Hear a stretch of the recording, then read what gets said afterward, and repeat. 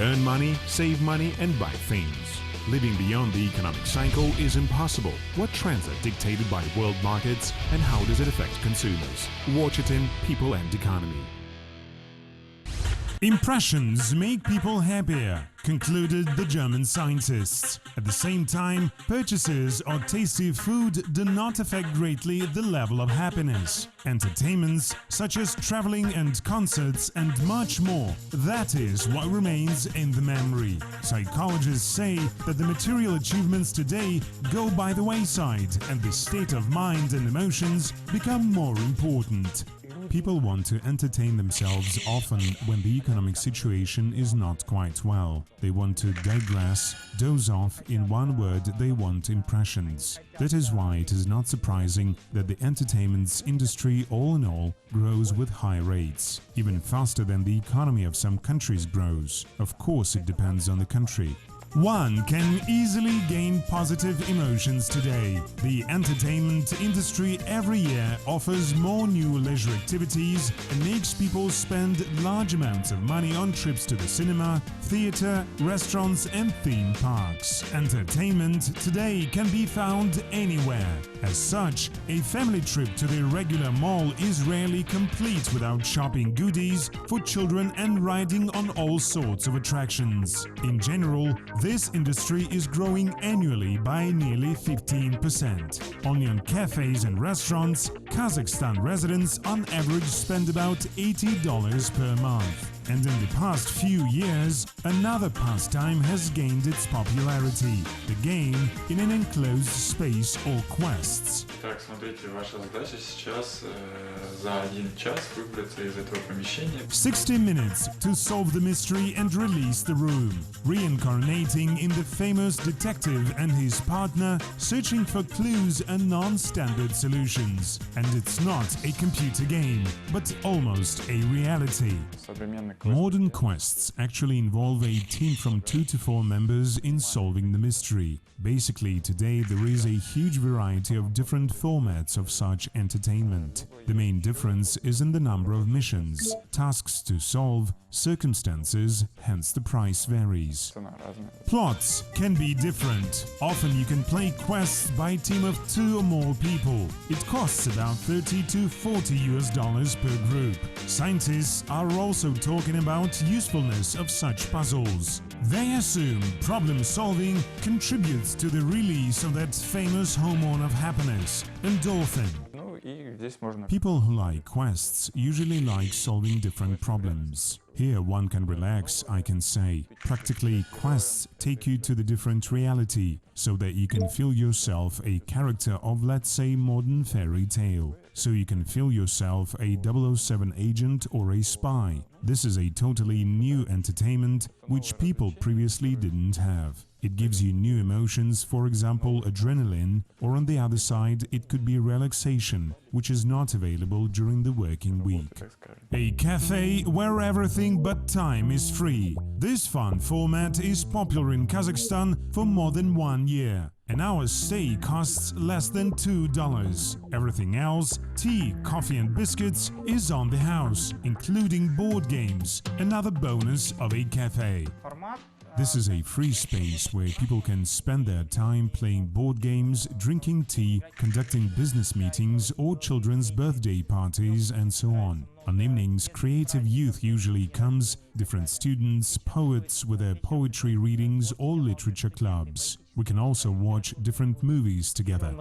The main target audience of such a cafe is youth, and it is not only about playing games or chatting with friends. People here often conduct masterclasses or even work.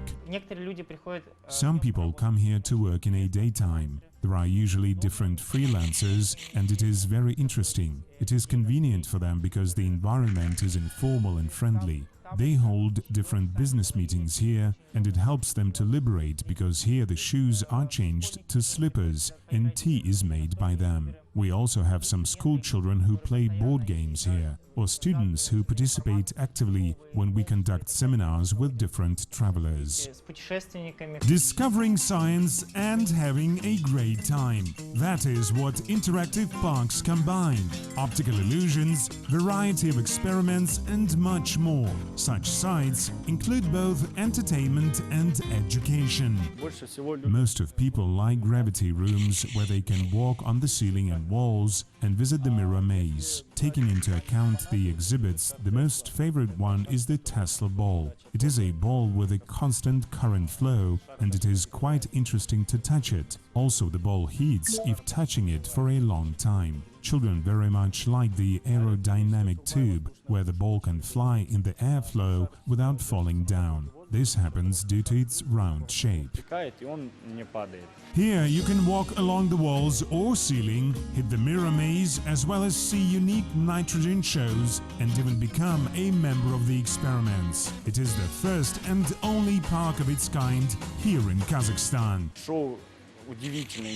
The show usually takes 20 to 30 minutes depending on the number of visitors. It is amazingly interesting. Hands are on fire, things get exploded, you can take part in those experiments yourself. Talking about the educational program, we have special projects for school children. It is when a group starting from 15 members comes, we provide a 50% discount to make our projects even more available and affordable for Kazakhstanis. Many children after watching this show say, "I also want to become a chemist."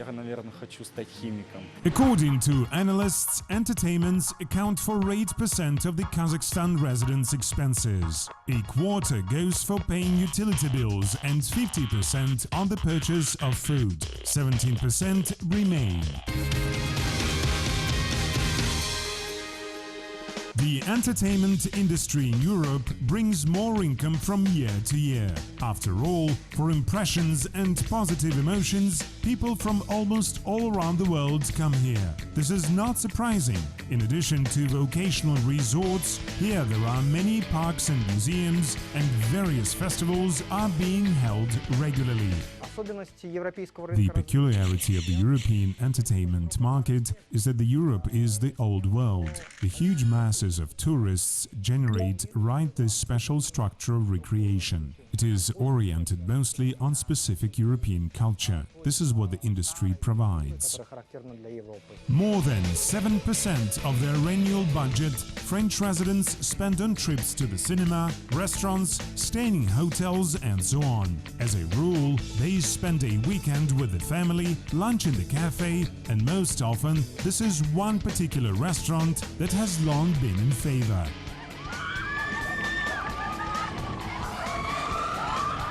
Both adults and children love Disneyland in France. Annually, it is visited by over 12 million people. A profit reaches hundreds of millions of euros per year.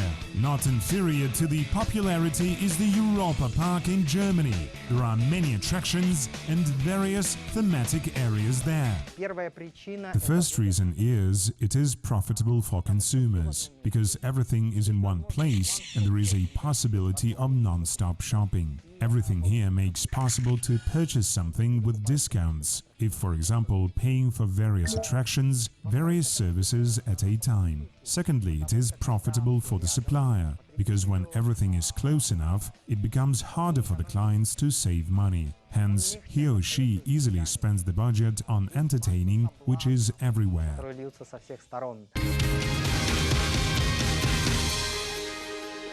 Asian countries do not lag behind the West. The entertainment industry in the region is striking in its diversity. For example, Japan has its own Disneyland too. The park is huge, so it is better to move on a special train. The Japanese themselves, in their free time, prefer trips to the theaters, restaurants, cafes and bars, although many establishments are closed before midnight. An average Japanese family on vacation and entertainment spends a little more than 9% of the budget in a month and about 2 hours per day. Chinese residents have spent on recreation and entertainment a record sum of $48 billion. And this was only at the week-long celebration of the New Year's, according to the lunar calendar. Only the sales of movie tickets in this period have increased by nearly 70%. During an ordinary weekend, residents of the Celestial Empire prefer regular family trips to parks, restaurants and theaters, since recently the government pays special attention to the cultural recreation. For example, now in China there are more than 3,000 theaters and about 2,000 museums. Among the consumer spending, 20% fall on cultural leisure. For the Chinese market, cultural orientation is also a norm. They have very rich culture, but it does not make difference from, let's say, France or the whole Europe. The difference is rather in the speed of development and the amount of money generated. Very important point is that China is both a producer of the equipment and the center of the development of the entertainment industry. For example, almost all types of slot machines are produced in Guangzhou.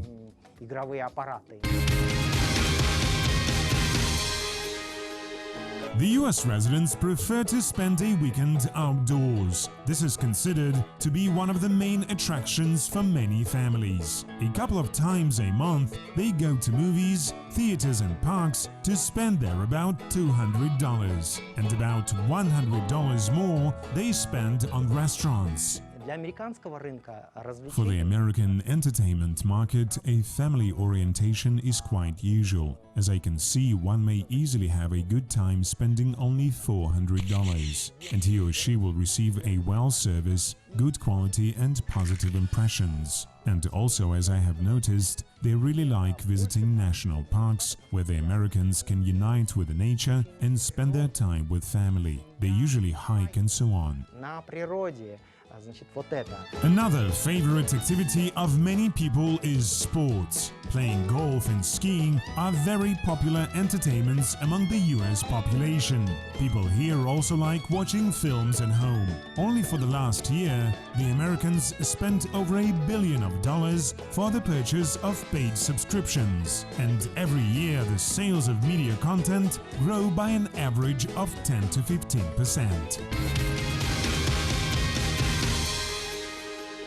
The international analysts have estimated that about a quarter of consumer spending in the developed countries accounts for the entertainment industry.